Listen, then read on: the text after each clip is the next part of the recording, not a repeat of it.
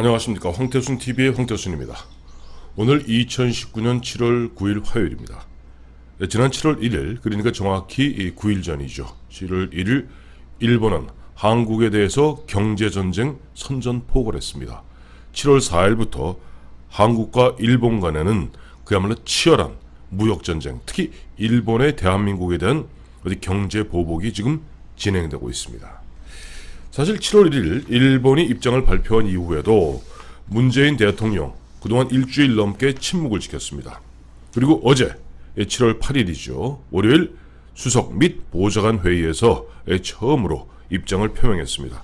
입장은 대략 이렇습니다. 경제력에서 우리보다 훨씬 앞서가는 경제 강대국인 일본이 흔한 얘기로 좀 왜 속 좋게 구느냐. 그러면서 핵심은 실제적 피해가 발생할 경우에 우리 정부로서도 필요한 대응을 할 수밖에 없다. 그러면 근데 이게 참 묘해요. 문재인 대통령이 어떤 필요한 대응 같은 아주 원론적인 초보적 이야기는 했습니다만은 구체적으로 민간 기업 간 거래가 정치적 목적으로 제한되는 이 상황을 어떻게 풀어갈지 지금 보면은 문재인 대통령 7월 10일, 그러니까 내일이죠. 수요일 30대 대기업의 총수들을 갖다 청와대로 초치해서 사진 찍고 뭔가를 논의하겠다 합니다. 문제는 이번에 한일 간의 경제전쟁, 무역전쟁은 그야말로 기업들 간에 무슨 문제가 있어서 벌어진 게 아닙니다. 정치적, 외교적 갈등이 결국 경제 보복으로 이어진 것입니다. 마침 오늘 동아일보 보니까 일본에서도 2013년 그 주간 문춘에서 당시 아베 정권에서 박근혜 정부에게 그 당시 이제 위안부 그 문제 때문에 한국의 급소를 찌르겠다. 이미 6년 전부터 벼르고 벼러왔다는 겁니다. 저는 이 대목에서 그야말로 어떻게 보면 한국이나 일본이나 어떤 민족주의, 퇴행적 민족주의를 갖다가 부추겨갖고 정치적으로 이득을 보려는 정치인들의 이런 속 좁은 행태 때문에 결국 한국과 일본 간에 그동안 최소한 1965년 한일 국교 정상화 이후에 이루어져 왔던 모든 것들이 산산이 부서지고 특히 우리 경제가 마비되는 것은 아닌가 하는 걱정을 하지 않을 수 없습니다. 이 대목에서 1965년 6월 23일 당시 박정희 대통령은 한일 국교 정상화하는데 거기에 대한 대국민 담화를 발표합니다. 이 요지는 그거죠. 그 당시 보면 64년에 6.3 사태 있었고 대한민국의 박정희 정부가 출범한 이후 직후에 처음으로 위수령을 발동해서 그야말로 서울 시내 군대가 투입되고 또 학생들은 죽기 살기로 반대하고 그다음에 야당 정치인들은 그야말로 이건 매국이다 라고 막 진짜 쌍지팡이를 듣고 막는 가운데 박정희 대통령 당시 집권한 지 물론 군정까지 따지면 4년 됐습니다만은 국민들의 투표에서 대통령 된 지 2년밖에 안 되는 박정희 대통령이 당시의 국제정세를 어떻게 바라봤고 또 한일 간에 우리가 꼭 무슨 좋아서 일본하고 무슨 손잡자는 것 아니다. 여기 이런 급변하는 국제정세 속에서 우리가 부득이 진짜 피눈물을 갖다가 삼키면서 우리가 먼 미래를 위해서 우리가 이 굴욕을 참고 앞으로 더 나아가야 된다. 또 일본을 향해서는 너희 놈들 좀 잘 산다고 또 도쿄올림픽 치러갖고 좀 세계 다시 선진국으로 발돋움했다고 그렇게 오만 방자를 주면 안 된다. 그야말로 대국민 담화 다시 한번 읽어보니까 그것이 그야말로 박정희 대통령의 우국 충정 그대로 느낄 수 있었습니다. 그래서 다시 제가 그때 박정희 대통령이 밝혔던 대국민 담화를 갖다 제가 대신 대독에서 한번 읽어보도록 하겠습니다. 박정희 대통령의 이야기를 듣는 문재인 대통령 또 일본의 아베 총리 정말 역사에 고개 숙이고 가슴에 손을 얹고 한번 생각해 봐야 될 겁니다. 박정희 대통령의 대1 국교 정상화 회담 결과에 대한 국민 담화문입니다. 박정희 대통령 당시에 이것을 갖다가 나와서 직접 읽었습니다. 친애하는 국민 여러분, 어제 일본 동경에서 한일 양국의 정권 대표 사이에는 양국 국교 정상화에 관한 재협정이 정식으로 조인되었습니다. 지난 14년 동안 우리나라의 가장 어렵고도 커다란 외교 숙제였으며, 또한 내가 총선거 때 공약으로 내건 바 있는 이 문제가 마침내 해결을 본 데 즈음하여 나는 내가 가지고 있는 평소 소신의 일단을 밝혀 국민 여러분의 이해와 협조를 얻고자 합니다. 한민족 한나라가 그의 운명을 개척하고 전진해 나가려면 무엇보다도 국제 정세와 세계 조류에 적응하는 결단이 있어야 합니다. 국제 정세를 도외시하고 세계 대세에 역행하는 국가 판단이 우리에게 어떠한 불행을 가져오고야 말았는가는 바로 2조 마렵의 우리 민족이 치른 뼈저린 경험이 실증하고 있습니다. 오늘의 국제 정세는 우리로 하여금 과거 어느 때보다도 일본과의 국교 정상화를 강력히 요구하고 있습니다. 오늘날 우리가 대치하고 있는 적은 국제 공산주의 세력입니다. 우리는 이 나라를 어느 누구에게도 다시 뺏겨서는 안 되지만, 더욱이 공산주의와 싸워 이기기 위해서는 우리와 손 잡을 수 있고 벗이 될 수 있다면 누구하고라도 손을 잡아야 합니다. 우리의 자유와 독립을 수호하고 내일의 조국을 위해서 도움이 될 수 있는 일이라면 어려운 일이긴 하지만 과거의 감정을 참고 씻어버리는 것이 진실로 조국을 사랑하는 길이 아니겠습니까? 이것이 나의 확고부동한 신념입니다. 더구나 중공은 중국입니다. 더구나 중공의 위협이 나날이 증대하여 가고 있고 국제사회가 이른바 다원적 양상으로 변모하고 있는 이 시점에서 우리의 위치를 냉철하게 파악하고 반세기 전에 우리가 겪은 민족의 순환을 다시 되풀이하지 않기 위해서는 우리의 안전보장과 민족의 번영을 기약하는 현명한 판단이 절실히 요청되는 것입니다. 지난 수년간, 아니 수백 년간 우리는 일본과 깊은 원한 속에 살아왔습니다. 그들은 우리의 독립을 말살하였고, 그들은 우리의 부모 형제를 살상했고, 그들은 우리의 재산을 착취했습니다. 과거만 따진다면 그들에 대한 우리의 사무친 감정은 어느 무로 보나 불구대천이라 할 수 있습니다. 그러나 국민 여러분, 그렇다고 우리는 이 각박한 국제사회의 경쟁 속에서 지난날의 감정에만 집착해 있을 수는 없는 것입니다. 아무리 어제의 원수라 하더라도 우리의 오늘과 내일을 위해 필요하다면 그들과도 손을 잡아야 하는 것이 국리민복을 도모하는 현명한 대처가 아니겠습니까? 친애하는 국민 여러분, 한일 간의 국교를 정상화함에 있어서 나와 현 정부가 크게 배려한 것은 무엇보다도 우리의 원통스러운 과거를 청산하고 호혜평등, 협동, 전진의 앞날을 다짐하는 기본 관계의 설정이었고, 다음으로는 대일 평화조약에 규정된 청구권 문제, 한국 연안의 어족 자원 보호의 100만 어민의 장래를 보장하는 어업협정 문제, 일본 땅에 버려진 채 정당한 대우를 받지 못하고 있는 60만 제1교포의 처우 문제, 그리고 우리의 귀중한 문화재를 돌려받는 문제였습니다. 물론 이러한 제 문제가 우리만의 희망과 주장대로 해결되는 것은 아닙니다. 그러나 내가 자신을 갖고 말할 수 있는 것은 우리가 처해 있는 재반 여건과 선진제국의 외교 관례에 비추어 볼 때 우리의 국가 이익을 확보하는 데 선의를 다했다는 사실입니다. 외교는 상대가 있는 것이고 또 일방적 강요를 뜻하는 것이 아니며, 그것은 이치와 조리를 따져 상호간에 납득을 해야 비로소 타결되는 것입니다. 우리는 이제 한일 간의 공동의 이익과 공동의 안전과 공동의 번영을 모색하는 새로운 시대에 접어들게 되었습니다. 양국은 비단 지리적으로 가깝다든가 역사적으로 깊은 관계가 있다는 것만 아니라 극동의 같은 자유국가로서 공동 운명의 길을 걷고 있습니다.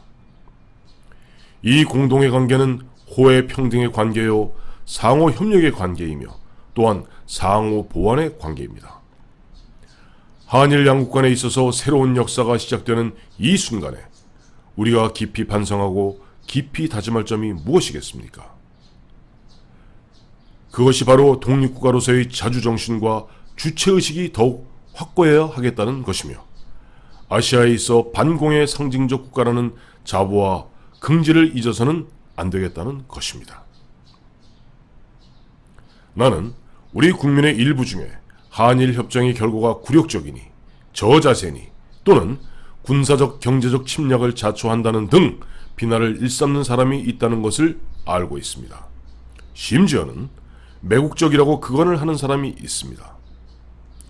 나는 지금까지 그들의 주장이 정부를 편달하고 정부가 하는 협상의 입장을 강화하는 데 도움이 될 수 있으리라는 점에서 이것을 호의적으로 받아들여 왔습니다. 그러나 만일 그들의 주장이 진심으로 우리가 또다시 일본의 침략을 당할까 두려워하고 경제적으로 예속될까 걱정한다면 나는 그들에게 묻고 싶습니다. 그들은 어찌하여 그처럼 자신이 없고 피해의식과 열등감에 사로잡혀서 일본이라면 무조건 겁을 집어먹느냐 하는 것입니다. 이와 같은 비굴한 생각, 이것이야말로 굴욕적 자세라고 나는 지적하고 싶습니다. 일본 사람하고 맞서면 언제든지 우리가 먹힌다 하는 이 열등의식부터 우리는 깨끗이 버려야 합니다. 한 걸음 더 나아가서 이제는 대등한 위치에서 오히려 우리가 앞장서서 그들을 이끌고 나가겠다는 우월감은 왜 가져보지 못하는 것입니까? 이제부터는 이러한 적극적인 자세를 가지고 나아가야 합니다. 하나의 민족 국가가 새로이 부흥할 때는 반드시 민족 전체에 넘쳐 흐르는 자신과 용기와 긍지가 있어야 하고 적극성과 진취성이 충만해야 하는 것입니다. 오늘날 우리나라의 근대화 작업을 좀먹는 가장 암적인 요소는 우리의 마음 한구석에 도사리고 있는 패배주의와 열등의식, 그리고 퇴행적인 소국주의, 바로 이것인 것입니다. 또 하나 있습니다. 그것은 비생산적인 사이비 행세, 이것들입니다. 또 있습니다. 속은 통통 비고도 거칠에만 번지래 꾸미려는 권위주의, 명분주의, 그리고 언행 불일치주의입니다. 이러한 요소들을 과감히 씻어버려야 합니다. 그리하여 자신을 가진 국민이 됩시다. 자신은 희망인 것입니다. 희망이 있는 곳에 민족의 힘이 생기는 것입니다. 하늘은 스스로 돕는 자를 돕는 법입니다. 응당한 노력을 지불함이 없이 공짜로 무엇이 되려나 또는 무엇이 생기려니 하는 생각은 자신력을 완전히 상실한 비굴한 사고방식입니다. 지금 일부 국민 중에 한일 국교 정상화가 되면 우리는 또다시 일본의 침략을 당한다고 주장하는 이가 있지만, 이러한 열등의식은 버려야 하는 동시에 이와 반대로 국교 정상화가 되면 당장에 우리가 큰 덕을 볼 것이라는 천박한 생각도 우리에게는 절대 금물인 것입니다. 따라서 한마디로 한일 국교 정상화가 앞으로 우리에게 좋은 결과를 가져오느냐, 불행한 결과를 가져오느냐 하는 관건은 우리의 주체의식이 어느 정도 건재하느냐, 우리의 자세가 얼마나 바르고 우리의 각오가 얼마나 굳으냐에 있다는 것입니다. 우리가 만약에 정신을 바싹 차리지 못하고 정부는 물론이거니와 정치인이나 경제인이나 문화인이나 할 것 없이 국리민복을 망각하고 개인의 사리사욕을 앞세우는 일이 있을진데, 이번에 체결된 모든 협정은 그야말로 치욕적인 제2의 을사조약이 된다는 것을 2700만 국민 한 사람 한 사람이 다 같이 깊이 명심해야 할 것입니다. 나는 이 기회에 일본 국민들에게도 밝혀둘 말이 있습니다. 우리와 그대들 간에 이루어졌던 불행한 과거를 청산하고 새로운 서울인으로서 다시 손을 마주잡게 된 것은 우리 양국 국민을 위해서 다양한 일이라 생각합니다. 물론 과거 일본이 저지른 죄가들이 오늘의 일본 국민이나 오늘의 세대, 선도들에게 전적으로 책임이 있다고 생각하지 않습니다. 그러나 정무조인이 이루어진 이 순간에 침통한 표정과 착잡한 심정으로 과거의 구원을 억지로 누르고 다시 손을 잡는 한국 국민의 이 심정을 그렇게 단순하게 보아 넘기거나 결코 소홀히 생각해서는 안 된다는 것입니다. 앞으로 우리 두 나라 국민이 참다운 선린과 우방이 될 수 있고 없는 것은 이제부터 달려있는 것입니다. 이제부터에 달려있는 것입니다. 이번에 체결된 협정 문서의 조문 그 자체가 문제가 아니라 앞으로 그대들의 한국이나 한국 국민에 대한 자세가 성의 여하가 문제되는 것입니다. 우리는 그것을 주시하고 있다는 것을 명심해야 할 것입니다. 일본은 역시 믿을 수 없는 국민이다 하는 대일 불신 감정이 우리 국민들 가슴속에 또다시 싹트기 시작한다면 이번에 체결된 재협정은 아무런 의의를 지니지 못할 것입니다. 친애하는 국민 여러분, 이제 남은 절차는 국회의 비준입니다.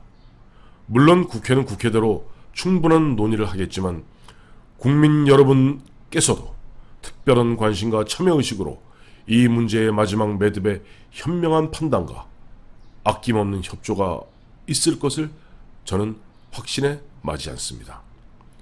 1965년 6월 23일 대통령 박정희 제가 대독했습니다. 자, 어떻습니까? 애청자 여러분.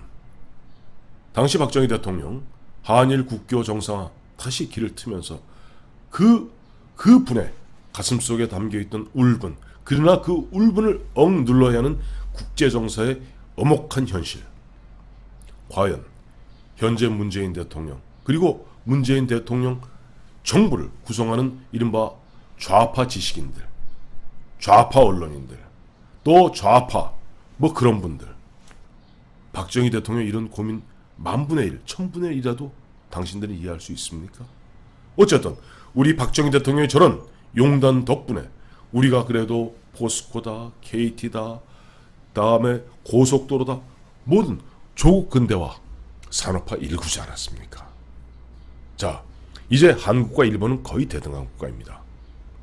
여기에서 우리가 한번 뭐 용기를 내는 거 좋습니다. 하지만 우리가 흔한 얘기도 있죠. 발을 뻗을 때도 누울 곳을 보고 뻗어야 되고 길을 보고 뻗어야 되는 겁니다.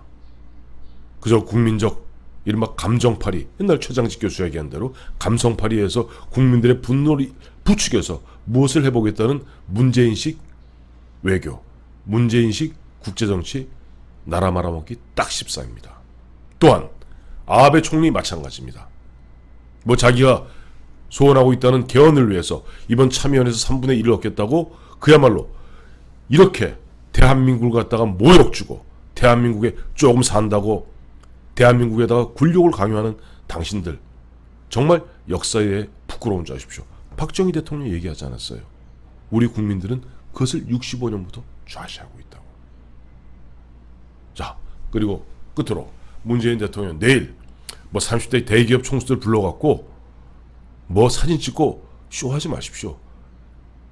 아, 정치로 갖다 다 망쳐놓고 정치로 망쳐놓은 문제를 갖다가 왜 이제 와서 기업인들한테 갖다가 돈통이 씌우려고 듭니까? 당신이 직접 나서서 문재인 정부 직접 나서서 현명하게 문제 해결하기 부탁드립니다.